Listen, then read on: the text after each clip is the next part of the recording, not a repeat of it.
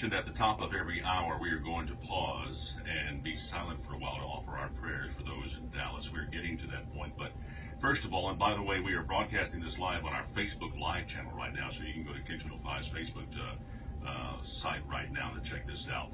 But we have in studio, as promised this morning, Sheriff of Angelina County, Greg Sanches, who has basically come up here at a moment's notice. Thank you so much for doing that, sir. You bet. No problem. Tough morning this morning. I mean, when I got up and saw the news of what had happened last night in Dallas, the ambush of the police officers, I mean, tears. Yeah. It's just, it's hard to describe. And with that being said, I wanted your perspective on this. A law enforcement official, how are you feeling this morning? Well, same way as you and everybody. It's really depressing. It was depressing last night seeing that. And, Danny, it's... and I can speak because I've been doing 35 years and here in Angelina County.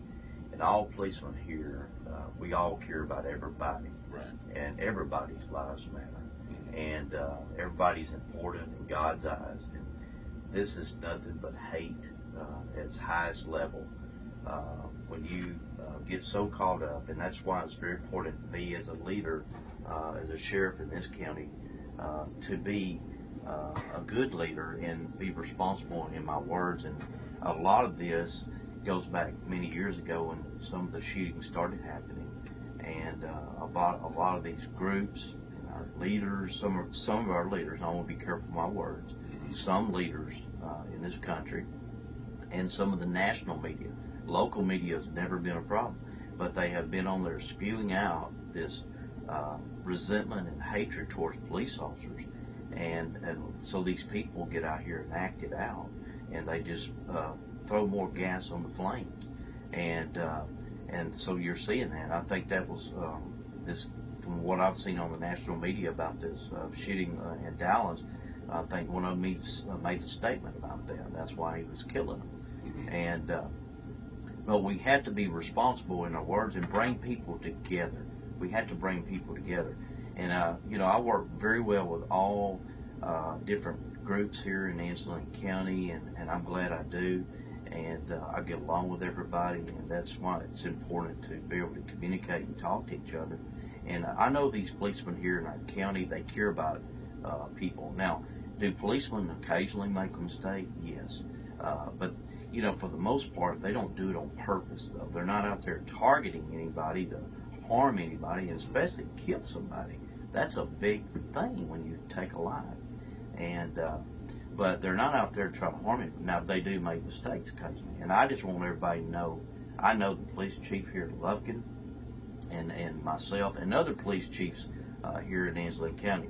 If someone gets out there and really messes up and does something wrong, we're going to take care of that. And we have, I know our prosecutors here feel the same way. If somebody does something and it's, they're very neglectful in what they do, then that will be taken care of. But a lot of these things, what we need to remember in a lot of these situations, people need to stay calm and they need to listen to all the facts. Because, Danny, as we've seen through the last couple of years, a lot of these police shootings, everybody jumped to a quick decision. Right. And then later found out the police were correct in what they did. And everybody got all built up, and then later found out, no, they were correct in what they did. So that's just like these last two. Now, were they wrong or right? I don't know until all the facts come out. But if they were wrong, then they're going to pay the price. Right. And so we have to remember that we have a system here. If you don't agree with it, and just here recently, Danny, we had an officer go out to a house, one of our deputies, and trying to help somebody that he was called to, but then he got there and the other party got mad. And then when he tried to arrest the individual, he took off and was slinging his arms. An officer, he was by himself and was having trouble making the arrest, and the guy was walking towards his vehicle. So in his mind, he's thinking if he gets that vehicle, he's going to get a weapon. Right. Sure. Or he gets in the house, either way. And then you got another person that stepped in and interfered with the officer. So now you got two on an officer. And, then those people get mad. Well, the thing is, if you do what's right, you don't have to worry about it. If you don't agree with that officer, then you wait till a later date to go to court. And that's why we have court. We have a system. And if that officer's wrong, again, that will all be brought out. But just taking it out and getting mad and taking it out on the officer, all that's going to do is cause you problems. Exactly. Because our job is to enforce the law and protect the people of this county. And we're not, people shouldn't be trying to interfere or abuse officers, because if they do, they're the ones that's going to end up in trouble, What do you think, that's some great points there, Greg, but what are some of the things that you think some of the officers in East Texas, and I'm sure across the nation, are feeling right now in respect to what happened in Dallas? Are they, is there more heightened alert? Is there more fear? Is there anger? What's going through the mind? Well, right it's definitely heightened their alert, and what happens, and then why I'm hitting on this other thing is what has happened through the last couple of years because of some of these groups and everything. A lot of these police officers have pulled off in a lot of these areas from enforcing as they do in a lot of other areas. They will, if people want good law enforcement, then they're going to enforce in those areas. But if you have areas where they're kind of afraid to do their job because they're going to catch a lot of slack, then they pull off. Well, who's affected by that for the most part? Definitely is the poor people. Sure, right. They're the ones that pay the price because these officers have pulled off, and so what happens is your crime goes up. Mm-hmm. And so Dallas has been one of those areas, and I thought about that last night when that went down, where they have their crime rate has went up 75%. Wow. And what happened is, because of all this pressure from the national media and these leaders and these groups and everything, a lot of the police have, and I'm not saying they're afraid, but they're less likely to do their job because of all the possibilities, possibilities, the escalation that could happen. That could happen. So what happens is your crime goes up. Mm-hmm. And but when you've got good law enforcement, proactive law enforcement, and the people support the law enforcement, your crime goes down because they know they're out there enforcing law and they're going to get arrested. And but what we do is a dangerous job. Oh, absolutely. It's a very dangerous job. And anytime you attack an officer, then that officer's got to defend himself. Sure. And a lot of times, our job is to win. Mm-hmm. And we're going to try our best to win. And but people, the main thing we need to go back, everybody needs to stay calm and realize that everybody's important. We need to cut out the hatred, and we need to communicate and talk to each other. I have people every day that come by the sheriff department, and there's a lot of miscommunications. And I've always preached this, that they need to come by and talk to me. And most of the time, 99% of the time, when they leave, they have a different outlook on the situation. Mm-hmm. Because now we've sat down and talked about it and worked it out. And that's and I go back to the things that have been said, with the things we say, our words can hurt. And a lot of times our words can lead to violence.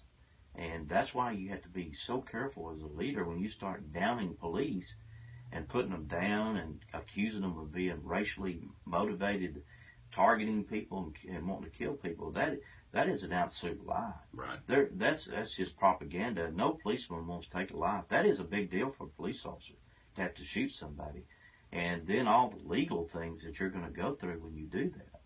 And so I stand here today taking up police officers because in this county anyway, that we care about the people. We want to protect the people and serve the people.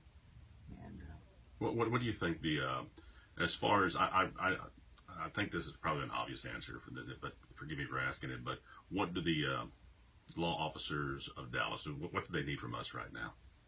Well, definitely prayers, Mm-hmm. And that's a good thing about being in the South, where the Bible Belt, and people believing in God, and their prayers are very important. People not only praying, but when I see an officer, just letting them know they support them. That means a lot. I here lately, the last couple of years, because of all this, believe it or not, I go in a restaurant or something, and people come up and they say, "Hey, I just want you to know, we just had it this week.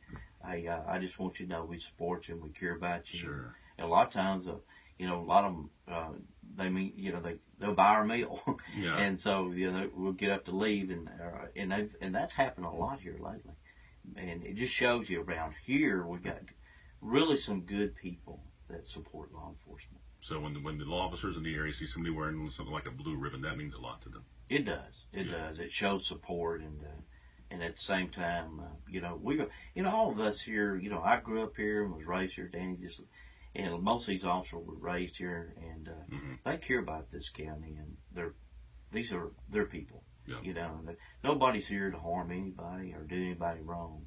And like I said, if they do mess up, then we'll take care of that. Very good. And of course, the most important thing is exactly what's on the vehicle that you guys put on there recently. In God we trust. In God we trust. And I said that because that's when a lot of that had got started, and even way before that. And I still go back to that it was in California when that mass shooting happened there, and the officer was taking all those people to safety in that building. And he said, y'all stay behind me. He said, I'll take the bullet for you. And he was putting his life on the line for them people. That's what we do. Right. And when chaos goes down, who do they call? They call police. That's our job. Yep. And last night in Dallas, those policemen were out there protecting those protesters, whether they agreed with them or not. That was their job, is to protect them. And what happened? They got shot. Yeah. Protecting those people. And still, what happened? Here comes more police to still protect them, and then gather up their policemen and get them to safety, get them to the hospital, get them medical care. Yeah. That's our job. Right. And I think sometimes people tend to forget that. Exactly right. It's not just writing tickets, and we're not out there to just put people in jail. We're out there to serve the people. Protect them. That's right. Greg, thank you so much for dropping by this morning and sharing your thoughts with us. You bet. Thank you. And as it is, they've gotten past the top of the hour now, but at this time we'd like to pause a few moments to offer our prayers for those in Dallas.